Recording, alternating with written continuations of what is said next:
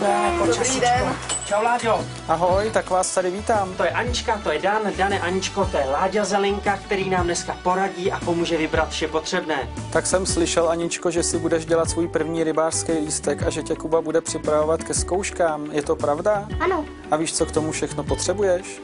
Prut, krmítko a židličku k vodě. A také mi Dan říkal, že je povinná rybářská výbava. Jestli pak víš, co je to povinná rybářská výbava? Ne. Povinná rybářská výbava jsou rybářské doklady, které obdržíš po zkouškách a nástroj na vyprošťování háčků, peán a metr. Peán? A co je to peán? Aničko, peán je nástroj na šetrné vyndávání háčků z rybích tlamiček. Podívej, to je peán pro dospěláky, ale ten je na tebe příliš velký. Tobě bude úplně stačit tento malý.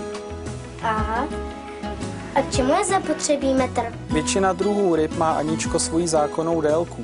A pokud si ji rybář chce odnést domů, musí do soupisu docházky a o úlovcích zapsat, kolik měřila, kolik váží a co to je za druh ryby. A pokud sebou nemáš váhu, tak se stačí podívat do rybářského řádu, který většina rybářů nosí v tašce, že podle tabulek třeba kapr, který má 37 cm, váží třeba 1 kg. A potom si tu rybu můžeš odnést domů. My ale budeme ryby pouštět. Metr ale u sebe mít můžeš, kdyby se třeba chtěla pochlubit Danovi nebo doma rodičům, jakou rybu si ulovila. A můžu už si vybrat prut? Jasně, já jsem na tebe zvědavý. Povinnou výbavu znáš, tak vybírej. Mně se líbí tenhle. Aničko, to nebude ten pravej, to je prut na sumce a na velké mořské ryby. A jestli pak víš, jak vypadá sumec? Jasně. Má velkou tlamu a dlouhé vousy. To je sice pravda, ale hlavně si zapamatuj, že je to naše největší sladkovodní ryba. Aničko, ty potřebuješ ale univerzální proutek, aby si s ním mohla chytat na splávek, na třpytku, na těžko. Je lehoučkej, nestojí moc peněz a teďka na začátek ti bude bohatě stačit. A to musí mít jenom jeden prut. Já jsem viděla rybáře, který měli 2. Aničko, donedávna děti do 15 let směly chytat jenom na jeden prut. Teď už smíte používat 2 pruty, tady kromě Moravského rybářského svazu, ale věř mi, tobě na začátek bude stačit úplně bohatě jenom jeden. Teď bychom měli vybrat nějaký ten naviják. Podívej, třeba tenhle mám já. Tenhle naviják je, Aničko, dobrý, ale ty bys potřebovala takovejhle. Je lehoučkej, krásně se ti s ním bude chytat a je lacinej. A ještě si musím pořídit židličku, aby jsem na čem měla sedět. Ale prosím tě, pořád s tou židličkou.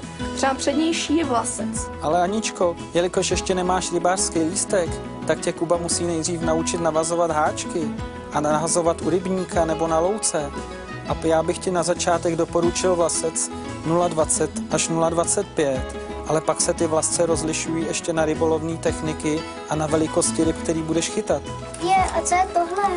Aničko, to jsou splávky. Potřebuješ pevné a klouzavé, taky na každou rybu potřebuješ jiný splávek, ale potřebuješ taky háčky a olůvka. Budeme používat různé druhy a velikosti háčků, ale tobě, Aničko, vybereme tyto malé na plavanou, protože když zvládneš navazovat ty, tak pak už zvládneš i všechny ostatní. Olůvek je, Aničko, několik druhů. Třeba tyto se zářezem, které se používají pro lov se splávkem. A jak se jim říká? Broky. Správně. A nebo tyto průběžné, které se používají buď na tekoucích nebo na stojatých vodách. A tak už si můžu vybrat tu židli? Aničko, ty už se nemůžeš dočkat, až si sedneš, viď? To ne, nebolí mě nohy, ale na čem by jsem seděla, když budeme u vody? To máš pravdu, tak si pojď nějakou vybrat. Ta nevím, jestli bude ta pravá. Ta je moc těžká. Aničko, tu by si k vodě ani nedonesla, prosím tě. Tobě stačí takováhle malinká lehoučka. Vyzkoušej si ji, posaď se. Tak co? Dobrý. Tak, Aničko, víš, co ti ještě chybí? No nevím. No vidličky. Vidličky a nože? Ne, vidličky. Ty se používají k upevňování prutů, aby nemusel být na zemi. Podívej. Takhle se zapíchne do země, do toho se opře prut. Aha. Tak, Dane, co ještě Aničce doporučíme? Určitě podběrák na vylovení ryb z vody. To vypadá jako síťka na motýly. Aničko, to není síťka na motýl. Ani na Dana. Tohle je podběrák na vylovení ryby. Sice už není v povinné výbavě nutný, ale k šetrnému vylovení ryby takovýhle podběrák potřebuješ. A ten musí být dostatečně velký a i dostatečně dlouhý, aby si došahla pro tu rybu a nepoškodila ji a aby ti neutekla. A co je tohle? Na co jsou ty rybičky? Na co pak myslíš, Aničko, že jsou? Na krmení ryb? Ne, to jsou umělé nástrahy, které se používají k lovu přívlačí.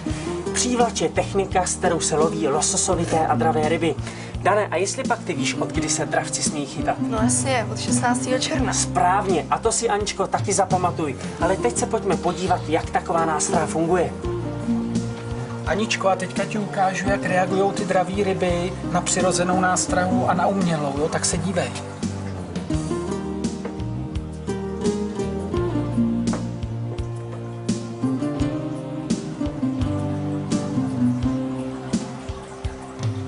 Tak Aničko, teďka ti ukážu, jak funguje umělá nástraha. Chceš? Dívej se. Takhle to funguje normálně v přírodě. Vidíš, takhle pracuje ta rybička a vidíš, už se blíží vokoun a už potom startuje. Aničko, u zkoušek budeš muset poznávat i sladkovodní druhy ryb. Jestli pak poznáš, které tu jsou v akváriu. No jasně, štika, okoun a pod kamenem je úhoř. Perfektní, tak u mě máš pro dnešek za 1. A můžu už vyrazit na ryby. Přesně tak, Aničko. Příště už vyrazíme na ryby a budeme se učit lovu na plavanou. Láďo, děkujeme ti za pomoc. Ahoj. Ahoj a Aničko, tobě ať všechno dobře dopadne. Děkuju. A Petru zdar!